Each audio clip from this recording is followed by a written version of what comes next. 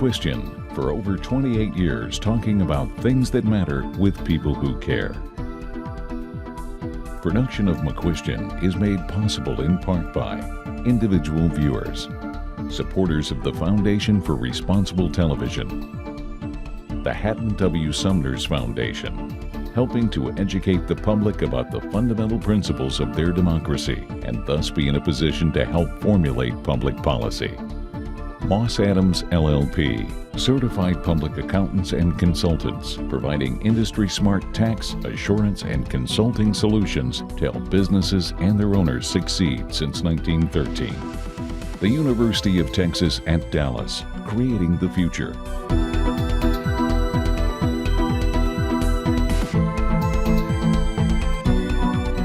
You know, it's no secret that the present administration has created chaos over trade, and not just with China, but with America's largest trading partners, Mexico and Canada.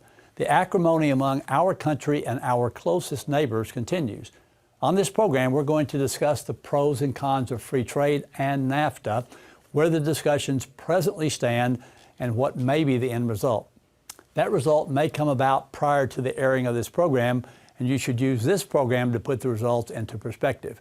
Finally, we'll take a look at where most people think the real trade issue is, and that's with China. So let's meet the experts. On my left, Doug McCullough, the corporate attorney with the law firm of McCullough Sudan, and he is director of the Canada-Texas Chamber of Commerce and the Lone Star Policy Institute here in Dallas. Doug, welcome to the program. Thank you for having me. And sitting next to you is Merrill Matthews. He's a resident scholar with the Institute for Policy Innovation. His articles on economic topics have appeared in the Wall Street Journal, the New York Times, Investors Business Daily, Forbes, and The Hill, among many other places. Merrill, welcome to the program. Thank you for having me. There may be a person watching this who may be a little rusty on what free trade is, since we don't seem to have had any of it in a long time. So tell us what it is, at least in an academic setting, and then explain to them what NAFTA stands for and what it is and how we got into that. Well, free trade is just a simple concept. You have some kind of product or service that you'd like to sell, and I'd like to buy that. And maybe it's a product or service that I can't do very well and you do very well, so it makes more sense for me to buy it from you than try to do it myself. So generally, people are aware of that. They think that's great and they want to do that. But that's an economic principle we sort of use in our communities. It doesn't stop in our communities. Across states, there are states that specialize in certain things, people selling states in things in various states, and we want to buy apples from Washington, or we want to buy cherries from Michigan, or something of that nature. We do that, and nobody tracks that. Nobody says, well, Texas has a trade deficit with California, or has a trade deficit with Michigan. Nobody cares. But for some reason, when we go across international borders, all of a sudden it's an issue. We should be able to buy things from other countries, and they should be able to buy things from us with no restrictions or trade barriers, except for certain maybe illegal issues. But for millennia, governments have stepped in and said, we're going to impose a tariff, which is a tax, for two reasons. Number one, we want to be able to collect the money on that product coming in. And number two, we have certain constituents in our area who says, you need to protect us from our competitors over here in another country. So you need to put a tax on them so that their products are more expensive and ours are therefore more attractive to our consumers. So that's what free trade is, and most countries have some type of tariffs out there. The U.S. is actually fairly low in that. Hong Kong has zero tariffs out there. Let's look at graphic number one, and we'll look at what the WTO says about certain countries. So you can look at that graphic and then talk to us about what you see there. Well, what you see here is, according to the WTO, the average trade for a tariff for the U.S. is about 3.5%. Canada's a little higher. Mexico's even higher. European Union, because it's a union, they all use that same one. It's 5.16. China is significantly higher, nearly 10%. But interestingly, South Korea, which is a major trading partner, is significantly higher than China, and we're not having those problems with South Korea right now that we're having with China. So when the president says that China charges us and other countries imposes higher tariffs on us than we do on them, he's correct about that. Okay, good. Now, NAFTA itself stands for what, and when did it come about, and what's it supposed to do? North American Free Trade Agreement. It actually has a long history. Ronald Reagan got started with it. George Herbert Walker Bush signed the first agreement. It didn't actually pass Congress until 1993 and went into effect at the beginning of 1994. And it was an attempt to try to create a North American free trading bloc. So it generally eliminated almost all tariffs between Mexico, the U.S., and Canada, and helped to sort of facilitate the free trade of goods and services across those borders. Okay, Doug, we had, in addition to inviting you guys, Nikki, our producer, had tried to get some representatives from Mexico and Canada here, part of their government constituency. They have sort of a quiet period where they're not talking about things because these negotiations are going on as we speak. It is September 18th, 2018, right now, a Tuesday. These negotiations are going on. So from Canada's standpoint, I'm not sure that person watching this program realizes just how important a trading partner is to the United States and to Texas in specific. Right. So Canada is actually the United States' largest trade partner. It's Texas's number 2 trade partner. Texas's number 1 trade partner is Mexico, so the other NAFTA treaty partner. And with respect to Canada in particular, Texas companies export about $227 billion of goods every year. And I think the thing that would surprise people, given the fact that this administration talks a lot about the trade balance and trade deficits, if you actually factor in services in with goods, the United States actually has a trade surplus with Canada. And so it kind of undermines sort of the rationale of saying that Canada is mistreating the United States. You know, there's, in certain circles that the three of us travel in, there is probably some concern about whether this present administration understands trade. Trying to be as kind as I possibly can. You have academics like Peter Navarro. You have the trade representative whose name is Lighthizer, I believe. You have the president himself. I'm not certain that they understand what you mean about goods versus services and then investing things that always come back to the U.S. anyway because the dollars have to come back some way. I mean, do you think they really understand that, or? Unfortunately, no.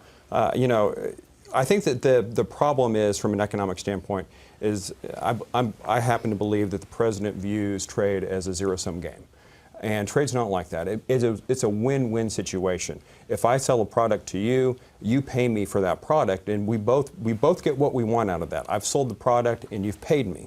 So trade is really the same way, whether it's if we're having that transaction, we're both sitting in Dallas, or if you happen to be in Shreveport or Calgary. It just as Merrill was saying, it really doesn't make a difference. It's a voluntary exchange, and it's a win-win situation. And the point you made, though, was important. There's trade in goods and there's trade in services. The U.S. tends to have a deficit in the trade in goods, but it has a surplus in the trade in services. And when you put those together, you get a much smaller number. The president tends to focus only on the trade in goods and almost never addresses the issue in services, where we really are one of the world leaders. Yeah. Well, one of the things that you said, Merrill, was, I think when you were just sort of defining free trade, is that there are certain constituencies who want higher tariff barriers. And I give you an example. It's not a great example. I haven't followed it all, but Whirlpool, as I think, was an example. They wanted some sort of tariff put on, I guess, coming from Korea or coming from China, right? And then all these tariffs started going up on steel. And what did they find out about their product itself? Well, they found out that it may not sell better. Their other products in other countries can sometimes be better and sometimes less expensive. And of course, George W. Bush put on tariffs on steel for a short time, about a year and a half, found out it wasn't working and took them off. Barack Obama imposed tariffs on steel for a while.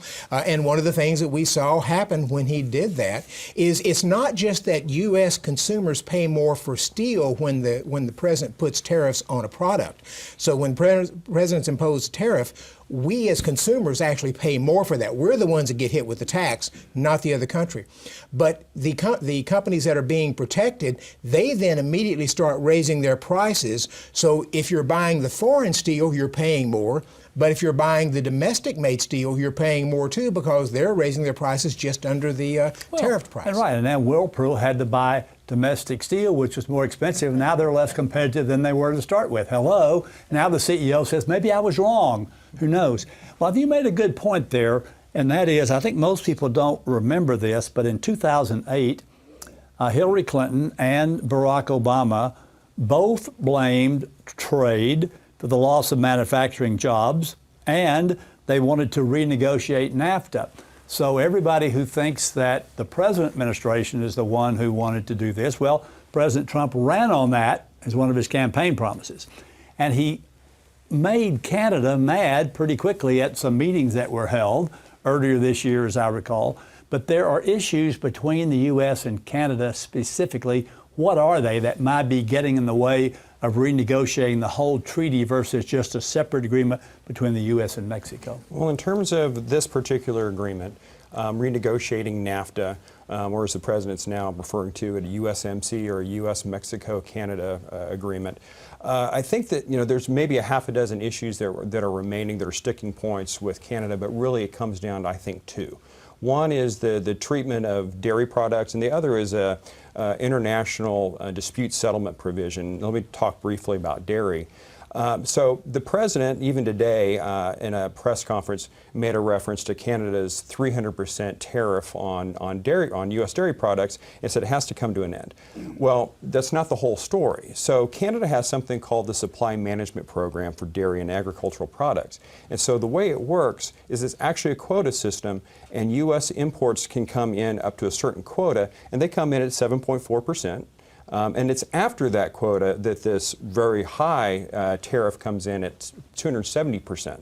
But it's really but nobody actually pays that 270%. It really functions as a quota. And there's certainly a free trade argument to be made. And if you look at even, say, the Fraser Institute out of Canada, they would say you should liberalize the supply management program. But that's not the case that the president's making. The case he's making is saying that you need to throw open your market. And this is at a time when U.S. dairy products are heavily subsidized, and it's been estimated that maybe 73% of the returns on dairy products are actually coming from U.S. subsidies. So what we're really doing is we're trying to dump cheap products into Canada, and this is something that we might, for instance, we might have a complaint about China with their steel of dumping products into the U.S. market, but we're doing the same sort of thing when it comes to dairy. Yeah, you mentioned manufacturing. Right. The current administration is very concerned about manufacturing. He believes the trade agreements are costing manufacturing jobs. U.S. manufacturing jobs peaked in 1979. They've been going down ever since, 15 years before NAFTA passed. What we're concerned with is manufacturing output. Are we producing more? And even after NAFTA passed, U.S. manufacturing output continued to rise until we hit the recession around 2000 or so. So we've been losing jobs for decades, but we've been increasing our output during all of that time, because the real killer of manufacturing jobs is technology, not trade. Right, exactly. All right. Talk quickly about this dispute resolution thing. Right. So this is Chapter 19 of the current NAFTA agreement, and so what this gives an international tribunal jurisdiction to hear complaints that one of the parties to the treaty has violated the treaty. So this is very important to Canada right now because, frankly, as Justin Trudeau has recently said, this administration has violated the treaty in the past, and so they don't want to have Canadian companies bring any complaints before a U.S. court. They want to have a neutral tribunal. And what I think is sort of ironic about this is if there hadn't been such pressure on Canada, this might not have been as big of an issue, but because of the tactics the United States has been using, I think domestically at home, Justin Trudeau is going to have much more pressure that he has to stand up for Canadian interests, and this is one way to ensure that Canadian interests actually have a neutral tribunal. Okay, good. I'm going to play a short video clip from a guy named Steve Moore, who both of you know, at least I know you know him well, Merrill, because the IPI brought him in here in June. You knew him before then, as did I. I interviewed Steve in January of last year, of 2017, just about the time that President Trump was inaugurated. he and Larry Kudlow, who's now the heading the Council of Economic Advisors, were sort of helping Trump as economic advisor during the campaign, as you may recall. And he'll talk about that in just a bit. And this particular part of the interview was about trade itself, particularly NAFTA, and to start with, China. So if we're ready, let's run that video. And this isn't complicated stuff. If two parties voluntarily trade with each other, both are, better off. And so trade is, as my mentor Arthur Laffer says, one of the 5 pillars of economic growth, along with sound money and less regulation and, lower tax rates and less government spending. So, we need trade. Globalization has certainly been a positive force in the last 30 years for raising living standards around the world, no question about it. So the kind of assault against trade on the right is, in large part, I think, wrong-headed.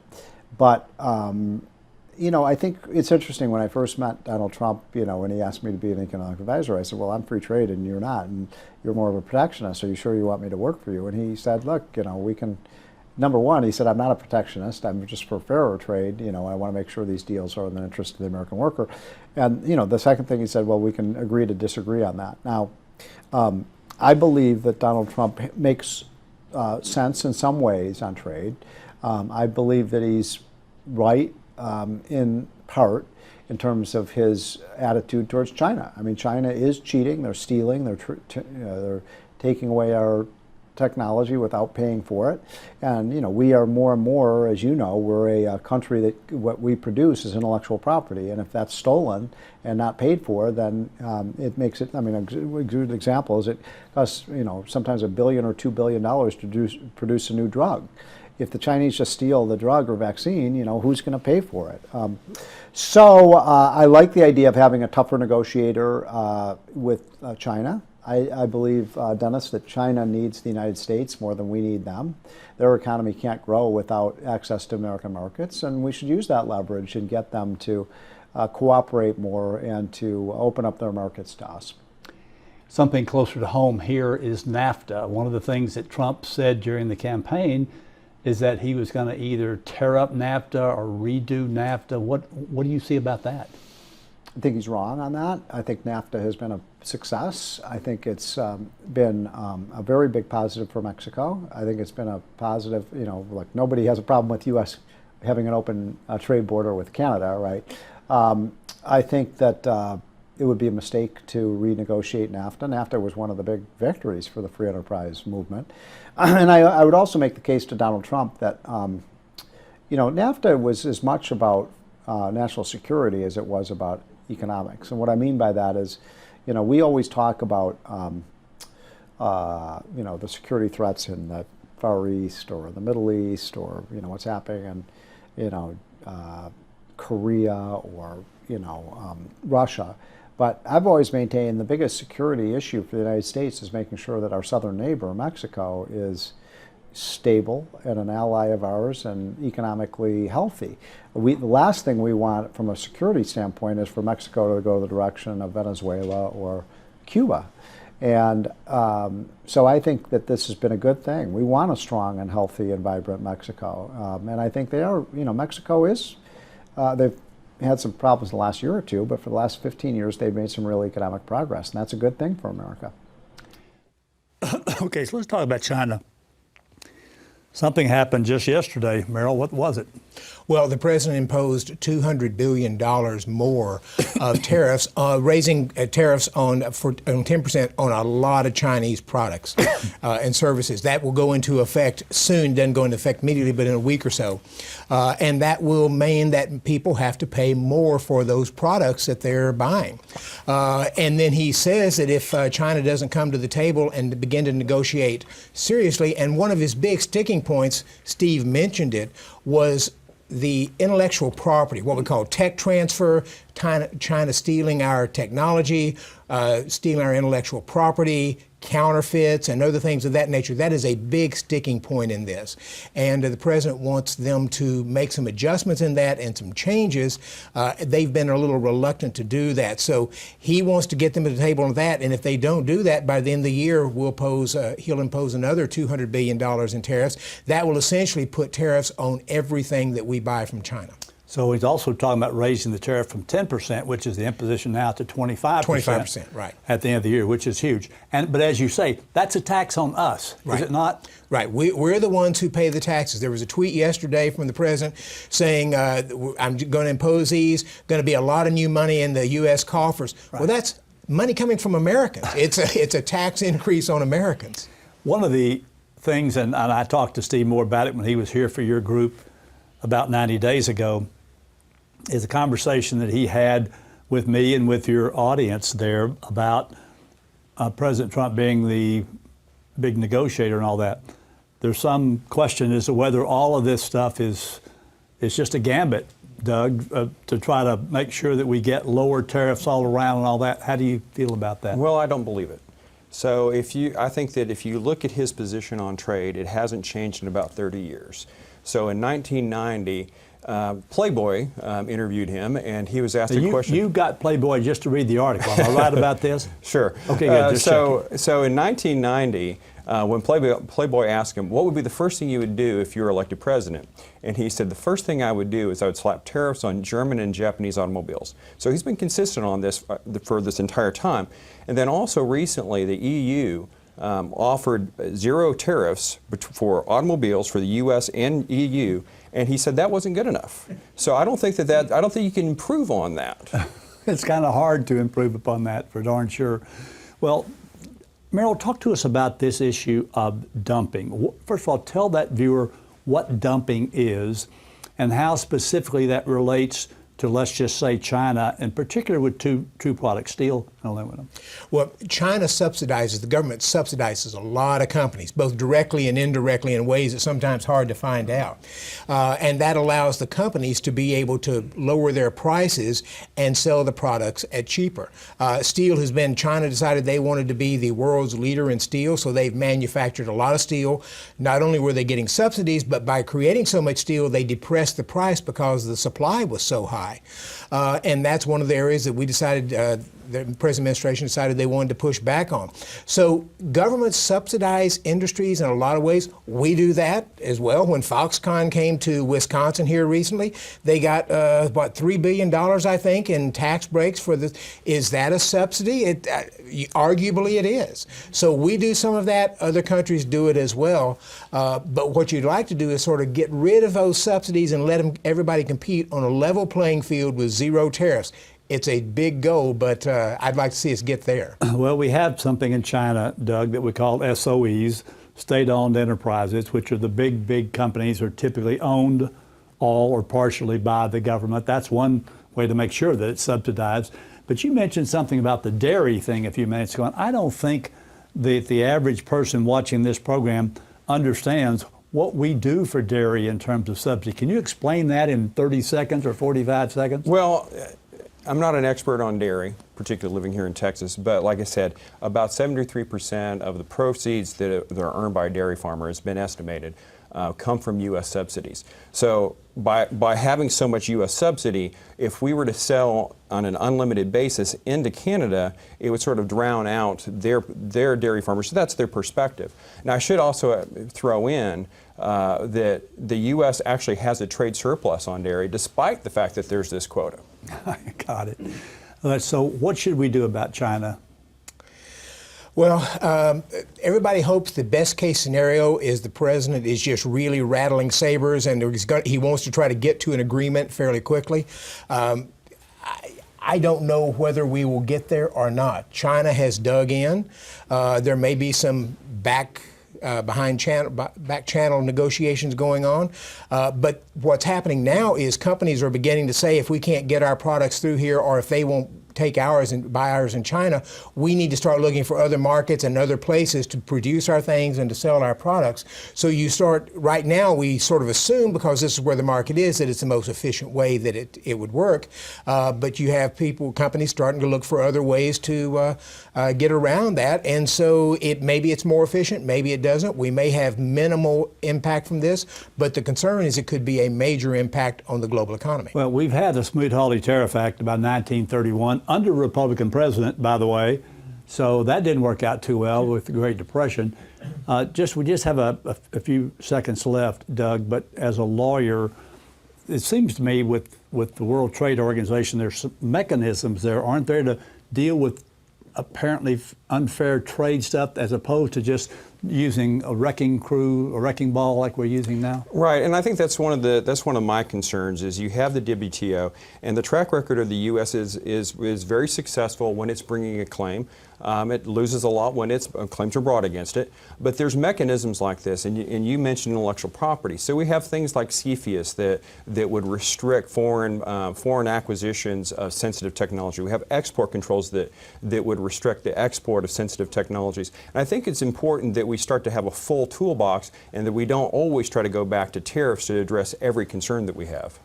Well, I think you're exactly right. I think both of you are right. I'm just hopeful. I thank you both for being here. I'm hopeful that it will follow the trade wars closely, because I don't think you win trade wars.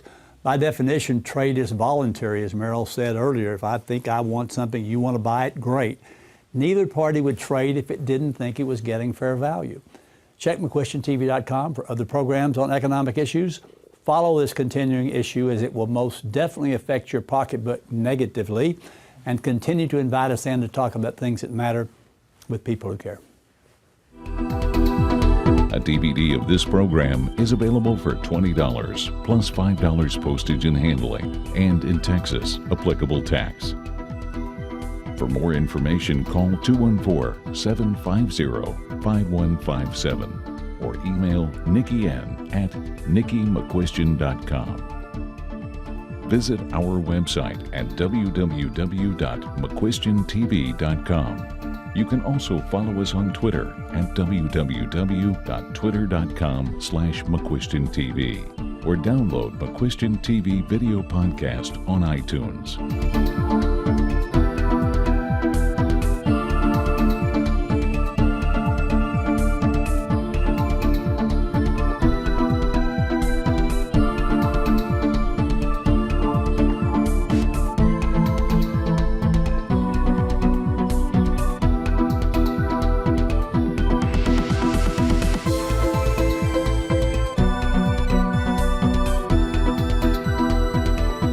Production of McCuistion is made possible in part by individual viewers, supporters of the Foundation for Responsible Television, the Hatton W. Sumners Foundation, helping to educate the public about the fundamental principles of their democracy and thus be in a position to help formulate public policy. Moss Adams LLP, certified public accountants and consultants, providing industry-smart tax, assurance, and consulting solutions to help businesses and their owners succeed since 1913. The University of Texas at Dallas, creating the future.